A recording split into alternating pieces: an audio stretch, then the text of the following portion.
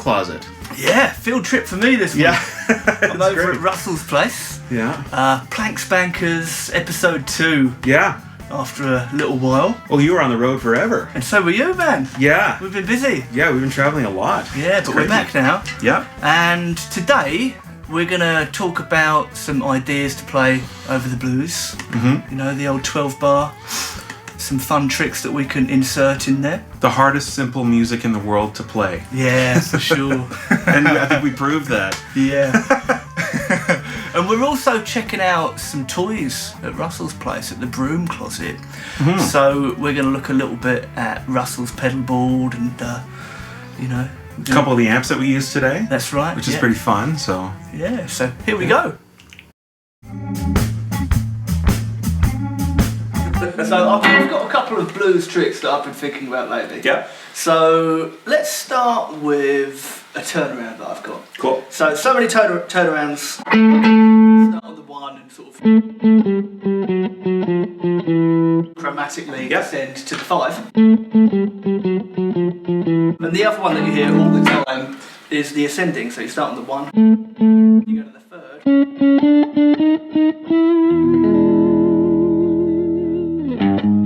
A great turnaround. I don't really know where I got this from. Is to use the two of those in harmony. Yeah.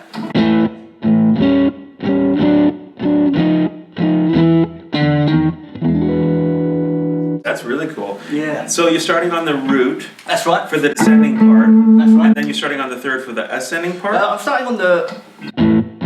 I suppose it's root and 5th. Oh, okay. First little bit. So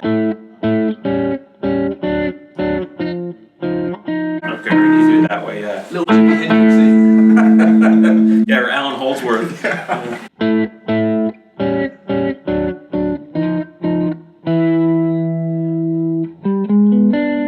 Cool. Yeah, man. So that's my first one.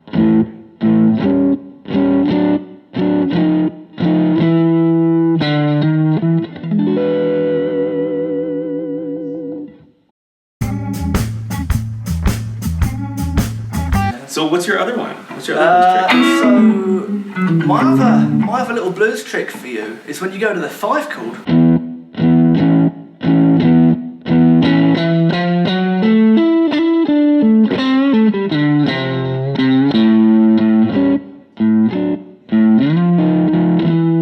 So I went to the 5 chord and I walked up chromatically to the 6. Yeah. And the way I'm thinking about that is the 6 is the 3rd of the 4 chord. Okay. And once I get there, I'm just back to my minor pentatonic.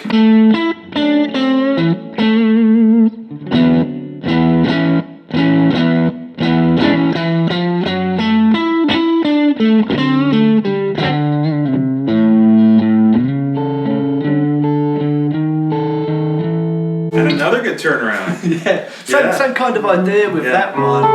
It's just walking up. Yeah. And keeping that like pedal that. tone up top. Yeah. That Cool. reminds me of like a Steve Lukather type thing.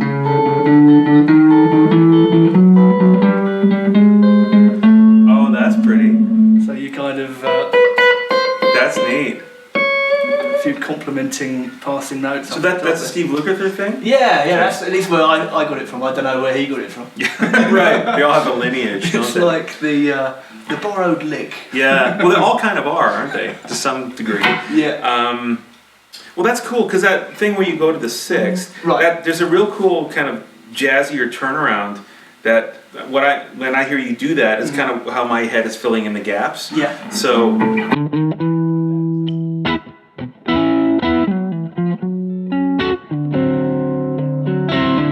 So there's that neat movement of like, if you're in the key of A, going from an F sharp minor to a D7, which is like, it's a neat movement because you have this little, which is kind of dark and kind of, well, it's El Diablo, right? The Devil's Interval, the flat right. fifth. Yeah. But it's in a neat spot there. So yeah, when I hear you do that.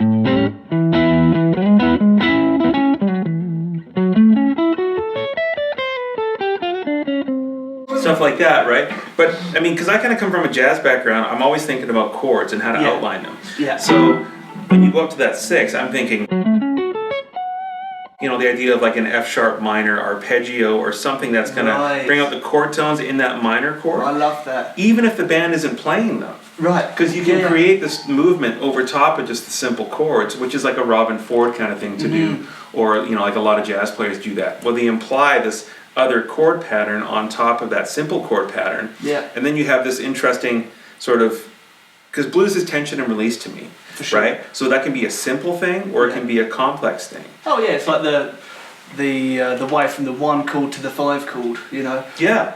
That finishes it, and whatever you put in the middle for some extra tension is beautiful. Do you take the highway or the scenic route? Yeah, right. Yeah. There's a couple different ways of looking at it. I like that. So that movement is cool because it's opening up my ears to all these other chord changes that could be part of that turnaround. Right.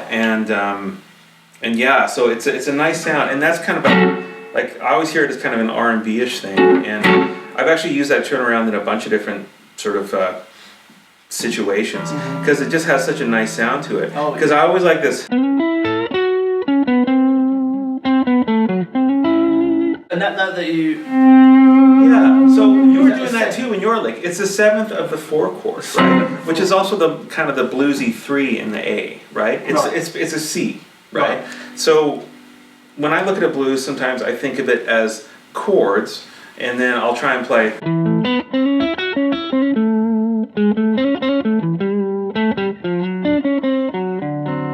Play lines that outline the chords. Yeah. Or I think of it just as a blues scale as a way of doing a simple scale over top that works over all the chords. I love that. Right? I'm not there yet. I'm working my way to thinking that way. But you're hearing that kind of stuff with coming up with licks like that, right? Like your ears hearing that movement. Yeah, I guess so. And I don't think guitar players should play things they can't hear. Right. Right. Well, you gotta like the sound of it before you should attempt it. Yeah, I agree totally. You can't read on the internet that someone says you should be doing this. You gotta enjoy listening to that kind of thing before you delve into that. Yeah, I had a guitar teacher once who told me that it was a jazz guy. He's like, well, a whole tone scale works over an altered 5 chord. Which sounds like cartoon music to me. Instant Simpsons, right?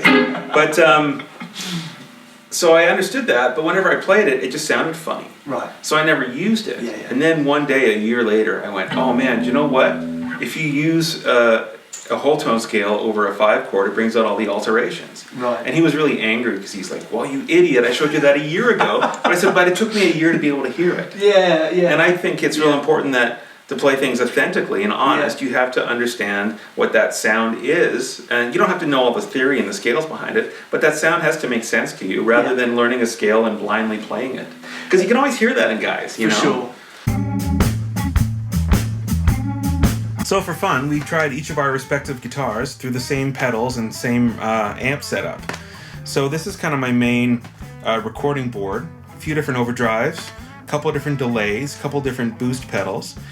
Today we ran through the Del Mar overdrive, which is kind of like a tube screamer, into the Klon, which is like it's a new version of the Klon Centaur, and then an old Boss DD7 delay, and the Flint with a bit of reverb, and I think that's all we did today. Yeah.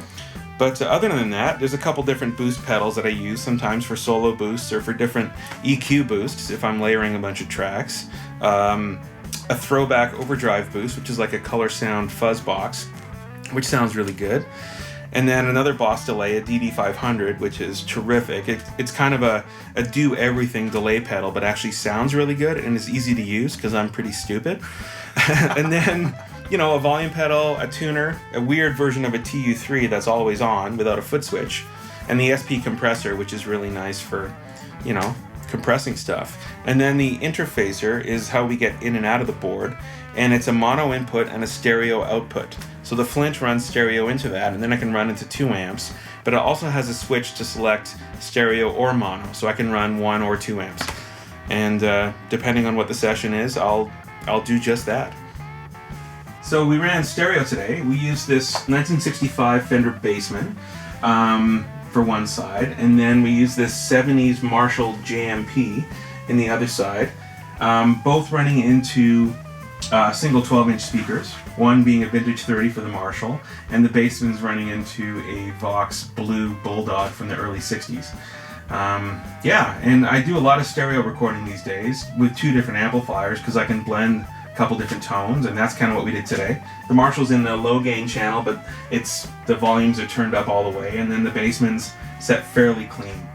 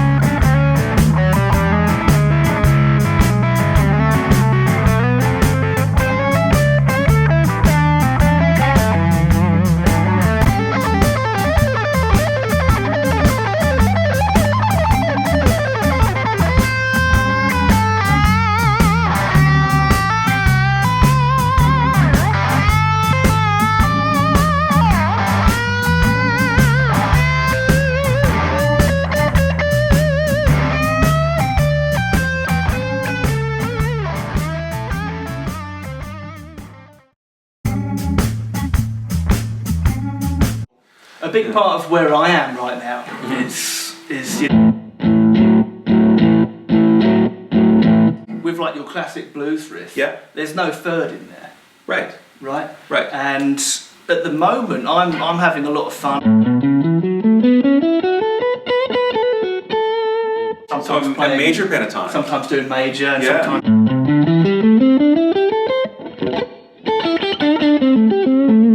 And having some fun blending those, like especially like the sixth. Yeah. You can. Well,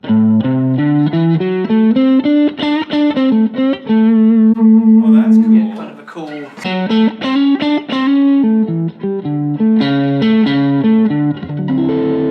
So then when you go to that fourth 4 chord, would you change to a D major pentatonic? No. Okay, No. because that could be your next step. I think that might be. Because thinking about each chord individually. I'm weaning myself off of like the single scale approach. Right. Because I'm mostly a rock guy. Yeah. And I'm starting to listen to sort of more, I don't know, sophisticated blues players. Okay. And I'm really enjoying the sound of that. Yeah, it's neat. So I'm kind of working my way there. Okay. But at the moment it's like, you know, what can I...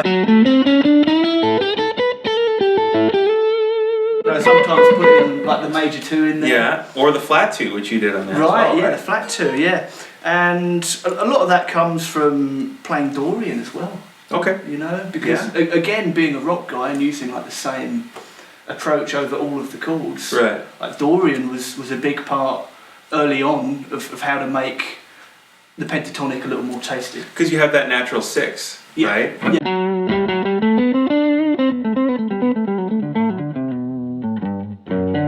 Yeah, so you're implying sort of the 3rd and the 4 chord. You're forgetting it all numbery and mathy. I'm trying to think that way. You know, I've when I play scales now, I'm trying to take a leaf out of your book and think in numbers.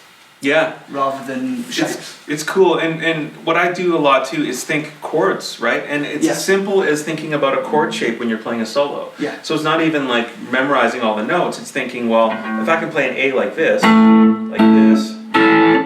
all these different ways to just play a simple A chord. Right. Well then, maybe I could use that in the context of a solo as a place where I can draw notes from when I'm playing over that chord, right? Yeah. So, is really bringing out that kind of D shape. D shape. And that's that C shape. Right? Like all these shapes that we know, but it's finding different ways to put those up and down the neck. So you learn, like I'll learn an A chord in every position, and then when I'm playing a solo and I want to draw a note out of that chord, I just think about the shape, right? Which is something that we all kind of know, even from open position. You know, and then translating those up and down the neck, and then all of a sudden you can sound like a guy who studied too much, by, you know.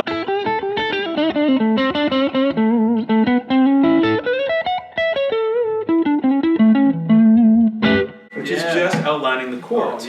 But then when you change to the 4 chord and you outline that D7 chord, you can sound like you're really signifying that tonal change with the chord by outlining that chord. Because there's a couple notes that are pretty significant that I think change. It's like if you're playing an A7 chord, you have the C sharp, which is the major 3rd, which is what you were doing with that major pentatonic.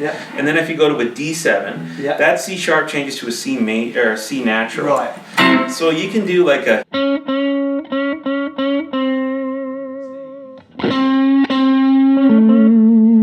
You can play a blues with 2 notes. There's your major chord, and if you change that one note, then you have a D7 chord. But just that one little movement. It's a chromatic note. It's one note away from the other one. To me, it signifies that you've completely changed the chord. And it's classic. Cool.